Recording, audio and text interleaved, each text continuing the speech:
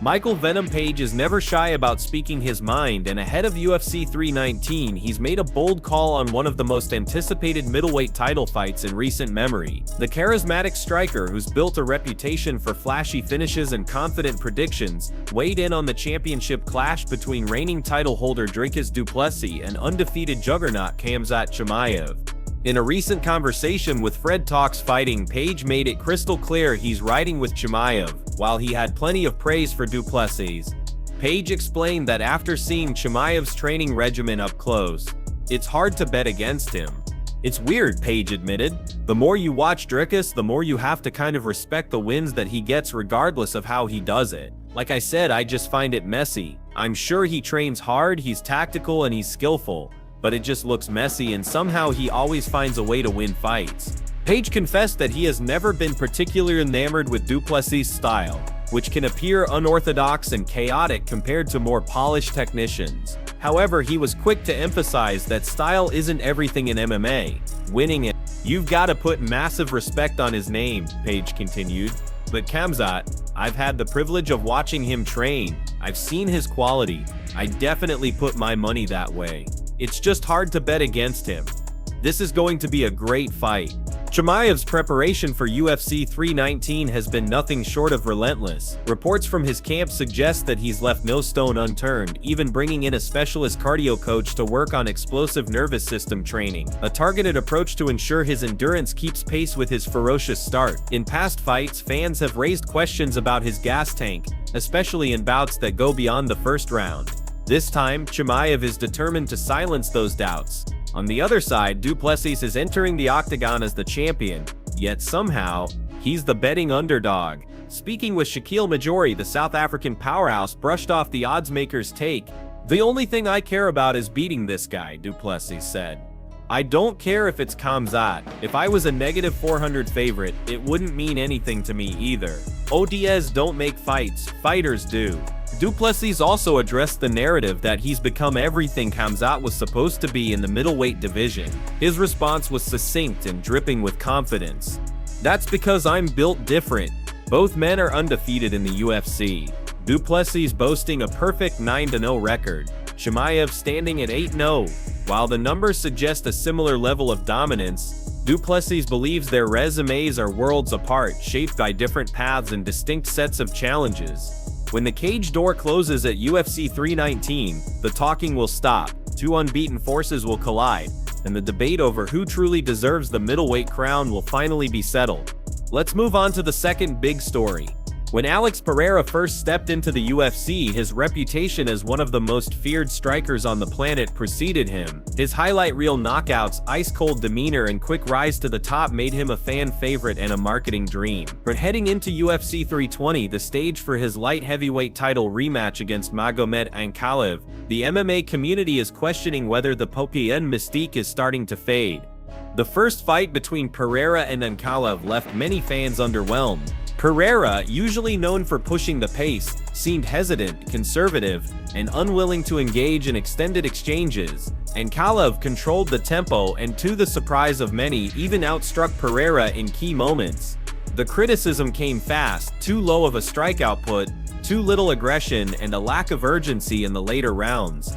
In the aftermath, Pereira explained that distractions had played a role, between jet-setting to appearances, attending high-profile parties, and posting lifestyle content. His fight camp had been far from the laser-focused preparation fans expected, but the loss was supposed to be a wake-up call. Pereira promised that in the rematch, the partying would be replaced by grinding, the cameras replaced by sparring partners, and the focus fully locked on reclaiming gold.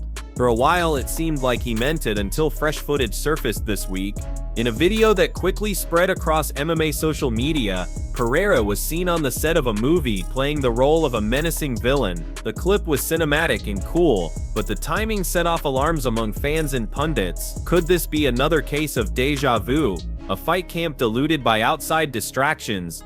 The reactions have been split down the middle. Supporters argue that a brief movie role won't derail a fighter of Pereira's caliber, especially if filming is strategically placed around training sessions. Detractors see it differently, pointing to the last fight as proof that even small lapses in focus against a dangerous opponent like Ankalaev can be costly. Former UFC middleweight champion Michael Bisping weighed in on the situation, and he didn't sugarcoat the stakes. After he lost to Magomed last time out, there wasn't much volume, there wasn't much wrestling either. If anything, Magomed beat him on the feet, Bisping said. When you throw strikes, you think the wrestler will shoot, but then he doesn't. He starts landing punches and beats you at your own game. I've been there. I know what it feels like. Bisping also stressed that while Ankalaev may not have the wrestling pedigree of a Khabib Nurmagomedov, he's still a dangerous, well-rounded threat who uses the mere possibility of a takedown to open up his striking. Against Pereira, that blend of skills is particularly potent. Adding fuel to the fire are rumors that UFC 320 could be Pereira's final fight inside the Octagon. He has openly flirted with the idea of competing in karate combat or transitioning to professional boxing. Financially secure and with a legacy already carved into combat sports history, Pereira could choose to walk away, especially if another loss pushes him further from the title picture. Whether UFC 320 marks a redemption arc or the final chapter of his MMA career, one thing is certain: the pressure on Alex Pereira has never been greater. Now move on to the final story. Tom Aspinall is a man on a mission heading into UFC 31, and his target is crystal clear: Ciryl Gane. The British heavyweight contender has never been one to mince words, and in the build-up to their clash, he's been firing verbal shots that have the MMA world buzzing. Recently, Aspinall reignited debate over Gane's controversial decision win against Alexander Volkov, openly stating that he believes the Frenchman should have lost that fight. While acknowledging the bout was close, Aspinall insists the judges got it wrong. "It's not personal," he said. "It's just how I saw it. I've watched that fight, and in my opinion, Volkov did enough to win." But for Aspinall, this isn't about past scorecards, it's about what happens in October when the two meet inside the Octagon. And when the inevitable Jon Jones question came up, Aspinall dismissed it entirely. "Forget about Jones," he told fans. "Stop waiting for that fight, it's not happening. My focus is locked on Gane, that's it."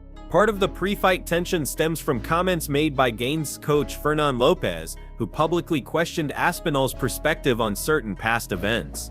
Sitting down with Ariel Helwani, Aspinall addressed Lopez's remarks head-on. "With all due respect, his opinion is irrelevant to the situation," Aspinall said. "I'm just telling the facts from what I know. I'm not trying to get under anyone's skin. That's just the reality I lived."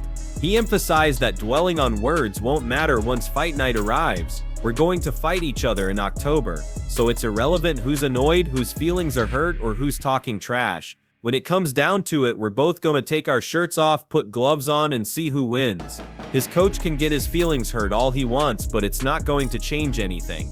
Aspinall has made it clear that pressure is not something he shies away from. In fact, it's what fuels him. "Anytime there's pressure on me, that's when I've done my most devastating performances," he said. "And if they believe they can get in my head, that's a fantastic thing for me." Stylistically, the matchup is fascinating. Gane is widely regarded as one of the most fluid and technical heavyweights in UFC history, a fighter who moves like a middleweight despite carrying knockout power. Aspinall, meanwhile, brings a dangerous blend of speed, precision boxing, and a rapidly improving ground game. Both men are athletic, intelligent fighters, but their mental approaches seem to be worlds apart. Gane is calm, calculated, and rarely engages in trash talk, while Aspinall is direct, unfiltered, and eager to test himself against the division's elite. The stakes go far beyond the belt.